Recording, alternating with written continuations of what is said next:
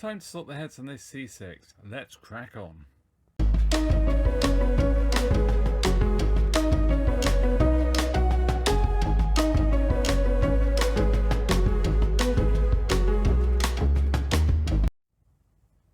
Hello and welcome to another MrBetaByte video, and this one's a little bit different insofar as you could say it's part 2 of the Sony C6. So in part 1 we did quite a bit of work on basically getting it up and running, changing the SDK chip, got the front loading system sorted. I've just had an email from Heiko actually relating to the switch, so we might have a look at that as well again.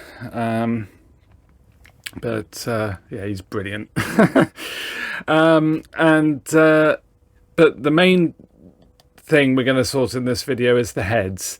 Now the heads had quite a lot of contamination. Looks like at some point they might have been cleaned with a cotton wool bud, because of a lot of white fibers on the actual head chips, or around the head chips. So what I'm going to do is I'm going to remove the heads. I'm going to soak them overnight, give them a blow through, and just see if we can clean them up. If we can get the fluff off, then brilliant. If not, we'll be changing the heads.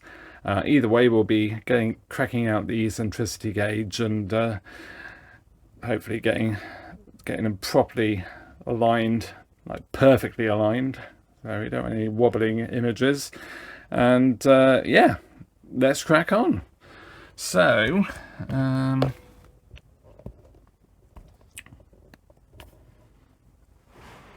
so the first thing to do is let's just get this top bit on. I think you're really supposed to hold the actual bottom of the drum to get that off, but as long as the head chips are a long way away from where you hold onto the head disc, you're fine. Because obviously you don't want to break a head chip. And yeah, so next thing, I have to get these 2 Allen bolts undone. So I'll get those undone, and I'll grab the soldering iron and get these heads off. Okay, so let's get this upper drum off. So, and this is the easiest way.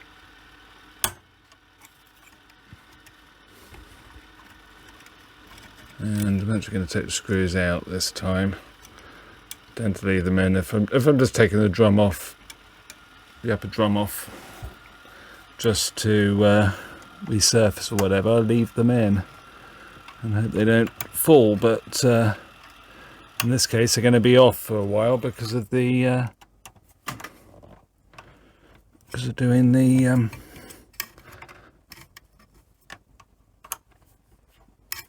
soaking the heads. And in the way. Whoop.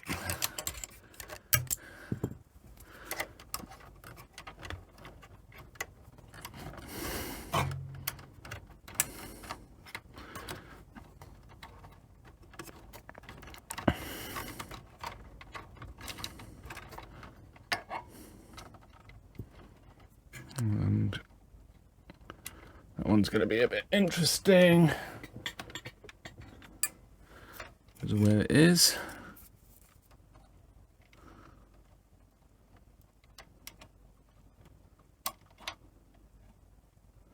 There we go. I was so convinced I was going to drop that. Right, let's get these screws slackened. They can be interesting. Not terribly tight. Like I say, I'm pretty confident these heads have been changed. There we go.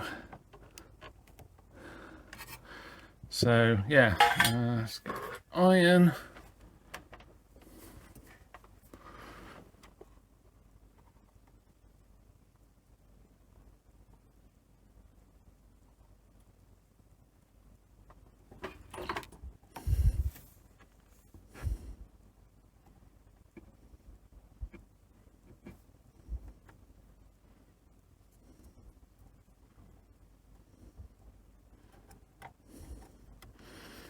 and white is the triangle, red is the circle, red for record. And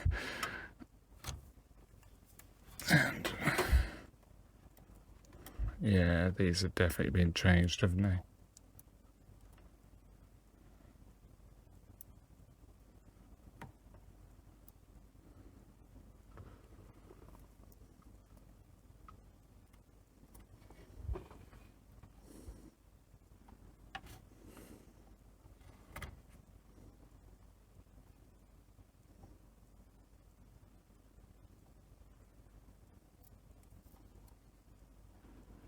There we go.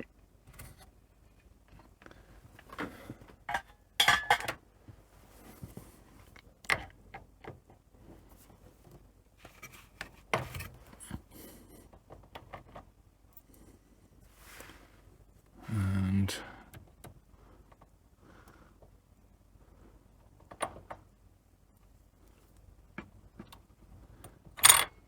there we go. Yeah, that's very loose, isn't it?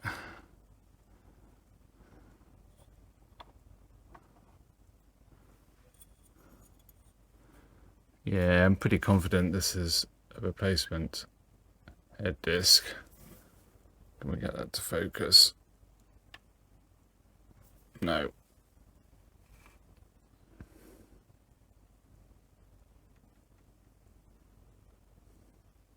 And they were so dirty as well, it certainly won't do them any harm to ever soak it anyway, but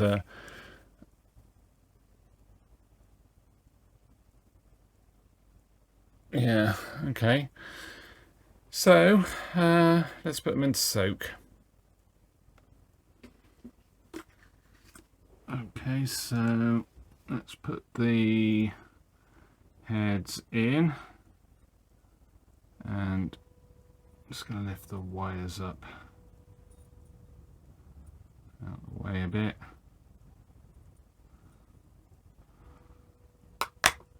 And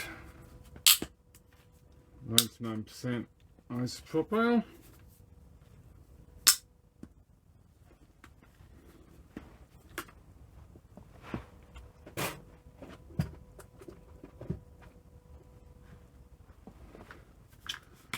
You picked up the wrong bottle. Well, I did pick up the wrong bottle. You used the wrong bottle. So and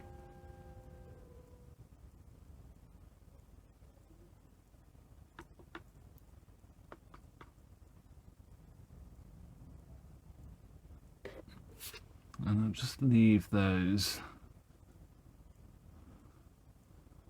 Just move the label so it's out there. Not really. That should be fine. The labels seem to be fine with isopropyl, to be fair, but the ink will sort of go a little bit funny. But yeah, that should be fine. So I'll leave those overnight and see how we get along. Yeah, 14th of the 6th, 88. So yeah, I'm sure they are.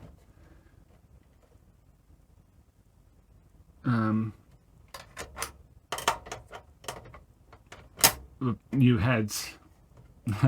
New heads. 88. So yeah, see what they're like in the morning. Let's crack on. Okay, so it's the next day, and they've been soaking for quite a long time, and I put some pictures up of close-ups of the chips, but the fluff was still there, but just a little bit of a sort of squirt with isopropyl, and it's taken them away. I've given them a bit of a blow through as well, but yeah, I think, well, the chips look okay. And the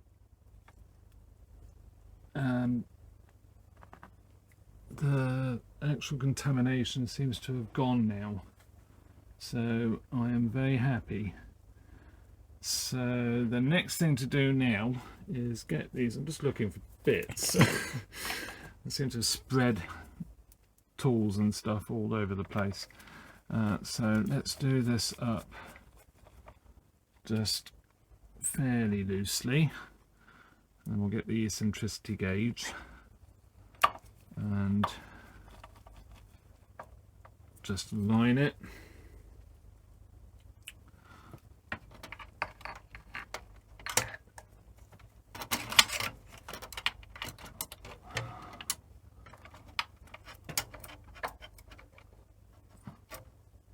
I'm just going to move that head chip around because I'm going to be floating about doing this because you can't actually see what I'm doing, but I'll show you the end result in a second.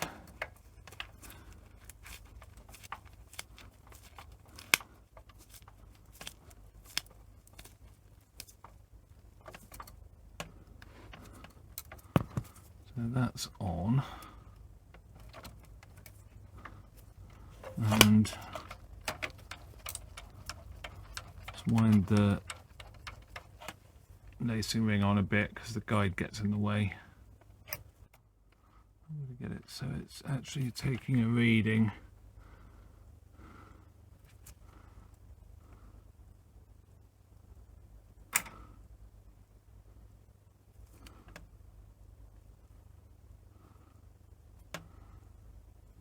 Yeah, so the actual eccentricity gauge, there's a hole in the deck, a screw hole in the deck where it attaches, and yeah, you sort of tighten it all up, and then the gauge, it's a bit ungainly how I've done this, but the gauge is there, and whoop, and you can just about see it and see where it's resting on the head. So if I turn the head slowly, you can see it's quite a bit out. So where are we going? So 20, 80. So I need to, so it's at its furthest there.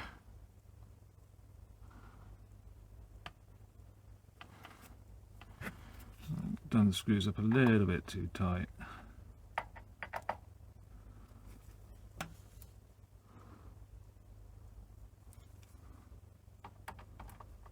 Let's give it a little bit too loose now.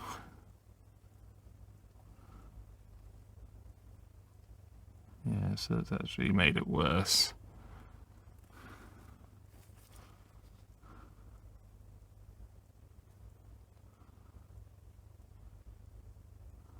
What's that?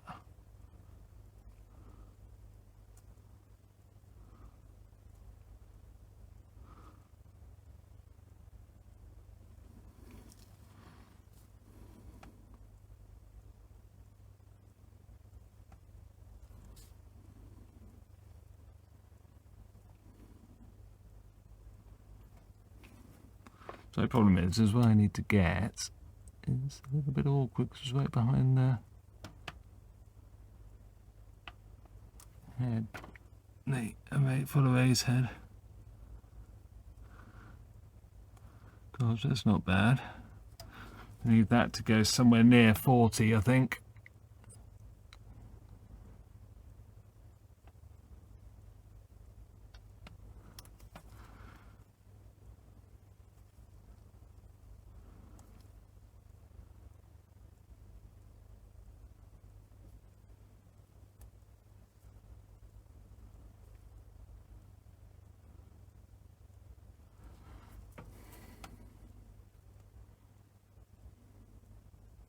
Oh, too far.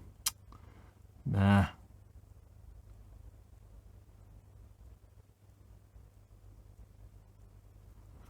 See what that looks like now. It's going to be a lot worse than I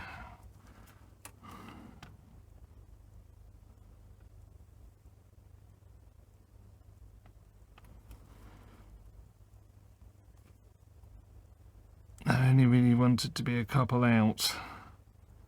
Either way. Gauge seems a little bit clunky.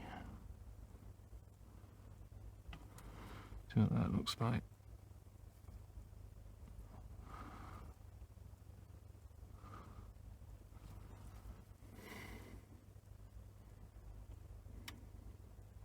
Well, oh, I think I've probably got the screws just a little bit too tight.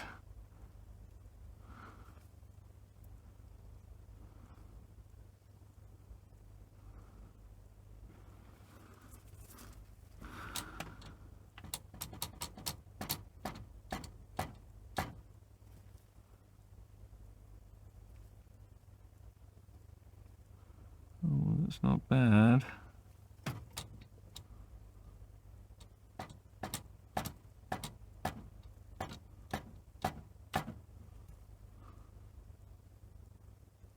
Oh, that's perfect.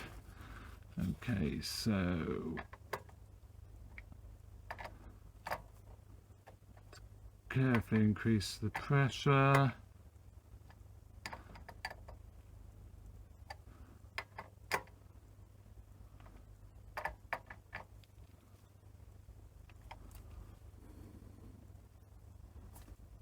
Excellent, that's really good. Okay, so let's take the gauge back out.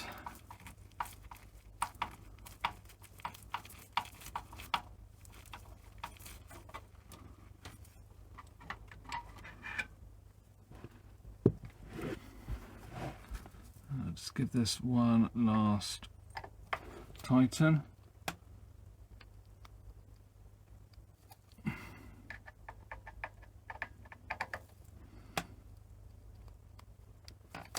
Magic. Okay, so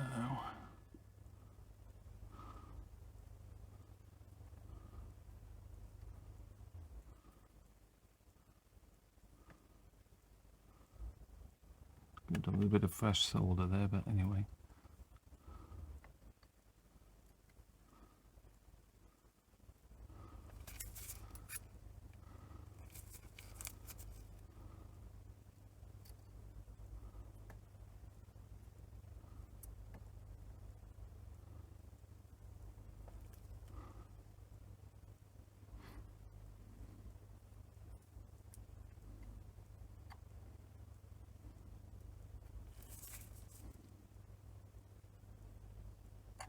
Didn't sizzle much at all, did it?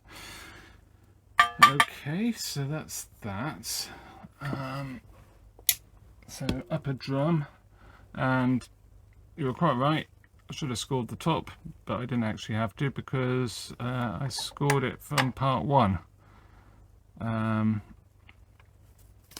So I don't quite see them at this angle, but yeah, I scored it when I took it off to resurface it. So that's something, and try and get these in.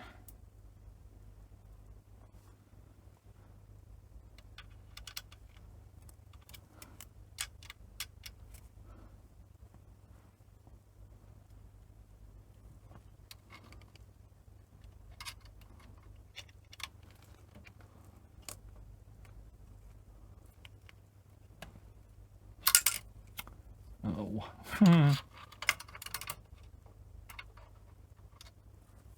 I couldn't do that again if I tried. Picked it up first time.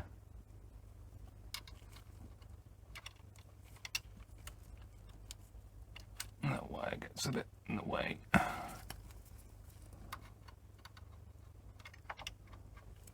Super.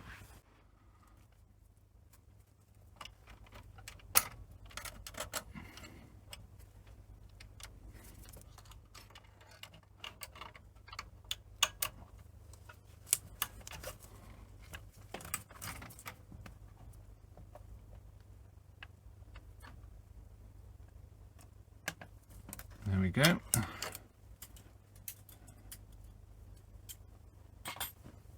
And then put the fan on.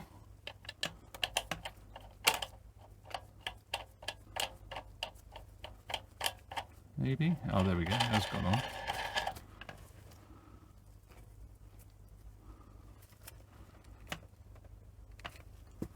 There we go. So hopefully this is going to work. If not, we'll be changing the heads for some new ones. But you know, I think we've got every hope at least that this will work now. The